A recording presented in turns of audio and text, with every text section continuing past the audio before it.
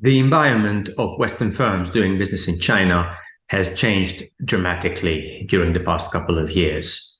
On top of the COVID-19 pandemic and China's zero COVID policy, which ended just as abruptly as it started, there have been significant changes in the regulatory environment, in market demand, consumer habits, and even political environment that international business executives have to contend with when they want to do business in China or with China.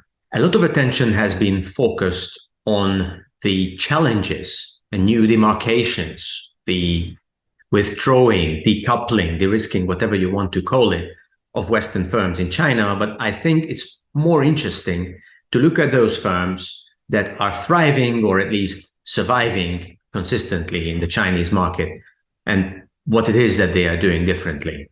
Last year, in 2022, Sino-British college lecturer Göttker contacted me, asked me to contribute to his research about European firms in China, and we had a conversation in Shanghai.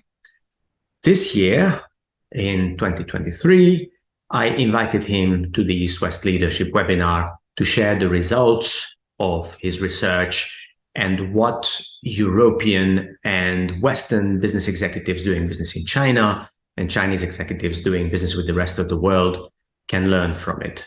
The webinar spontaneously, organically focused on two big topics. One of them was management localization. The other one, what international management can do better in order to make their businesses thrive in the new Chinese market environment. Management localization means passing on jobs that were previously held by international managers or workforce to local Chinese managers. It has been going on for a very long time in multinational companies, but in this new environment, it has become very interesting. Some argue that the best strategy is to localize entirely for Western firms. In other words, eventually ask or allow, train, prepare local Chinese managers to entirely run the Chinese branch of the multinational company. But as he will share, Christian's research suggests that international companies should not localize entirely. They should always keep a couple of international executives, decision makers in place for some key roles. This is the first of the two videos I'm going to share about this event, this time focusing on management localization. I would like to ask you in as much detail as you want to summarize the outcome of your research. And if I remember correctly, this was a thesis, although probably it will result in other publications as well. From the vantage point of these East-West leadership webinars, basically the question to us from my audience is, what do I do better if I want to run a company in China? What is it that you learned from your research that people can turn into something practical when they pick up the phone, when they board a flight, when they prepare for their next negotiation in China? Yeah, that's an excellent approach, and this is also what I had in mind when I started my research. I tried; it was my goal to come up with something that is useful for SMEs how to, like you said, how to make the business better, how to run the business better. I don't know whether I was successful or not, but I'm happy to share some of my findings today, and maybe it is useful for some of our guests today. So the background was I wanted to look into management localization. Yeah? So not in the process of localization as such, but really focused on management, top management. So should we still have foreigners in the management, in the top management of the local branch, of the Chinese branch, or not? How's the trend there? And how COVID also influenced this trend or this process. And what I found out is that I tried to summarize it in maybe 3 points. What I found out through my research, through the interviews, and also my literature research, is that actually everyone suggests to still keep international teams in China, on the ground in China. So nobody actually said today it's recommended to fully localize. So everyone I talked to said, for different reasons, keep some foreigners in your top management in China, in your branch. Especially during COVID and during the zero COVID policy, this actually came up even more. So it turned up even more important to have international teams. I think, Gabor, you also mentioned in our talk that you knew of some clients or companies that you are related to, that the Chinese managers with a Chinese passport, they were not allowed to travel at all. I mean, we all remember that traveling was the main pain point during that 3 years.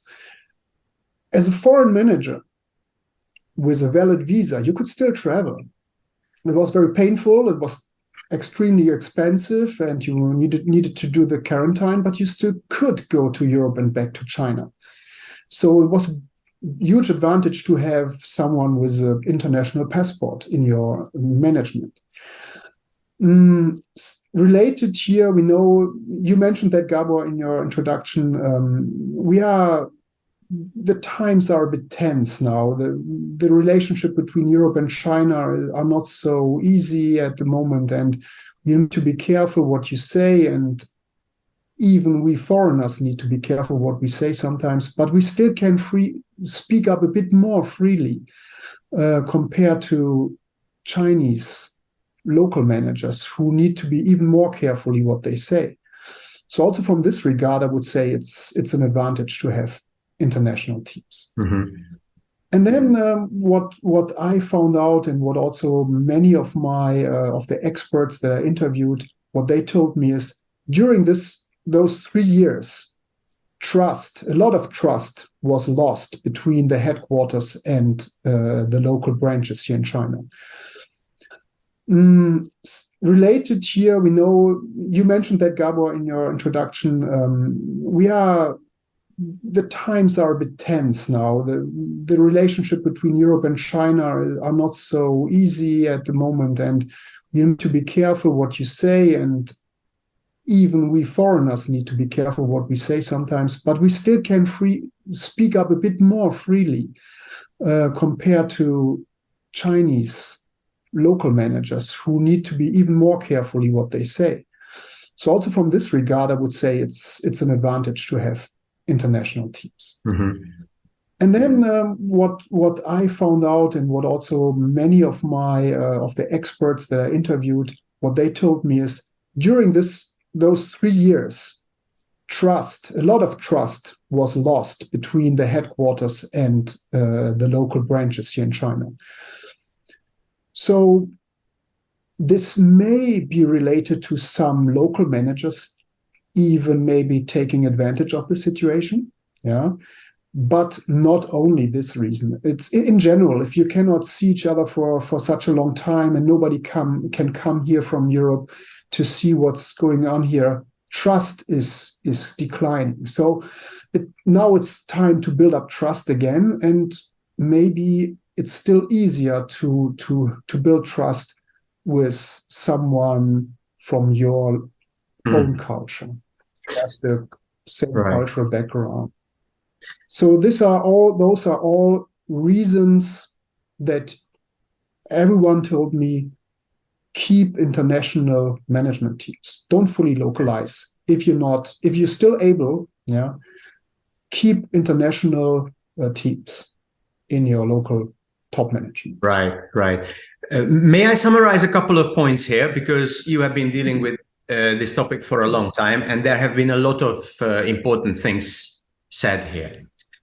So I almost imagine laying it down on paper, what you told us. So first of all, your research already included pandemic and post-pandemic. So it's not like much of the research that comes out these days, which was basically conducted before the pandemic, and then we tried to apply during the pandemic. This is something that was real time in terms of how pandemic and post-pandemic interact with each other. And then, first of all, you already shared with us, front-loaded with us the conclusion: don't fully localize. And then for anybody who is not familiar with the lingo of business in China, localizing means passing on a previously expat job held by a non-Chinese citizen to local Chinese managers. And then it seems to be the conclusion is, yes, localization is a useful strategy, but don't fully localize, meaning don't replace all expat jobs, all foreigner jobs with local managers. And then you gave us these 3 bullet points, which in a very orderly manner progress from the more tangible to the more intangible. The first one was that it was very hard, or it is very hard, for Chinese managers to travel, both for pre-existing conditions, so to speak. I mean, difficulty of visas. It's much harder to work, to travel around in the world with a Chinese passport than with, let's say, a passport from the EU or Japan. The second one was that there are certain concerns when managers make opinions, express and publish those opinions. I think this applies both in writing emails and also verbally. So international managers have to take less precaution of what they say and who they represent. And then the last one was that business is based on trust.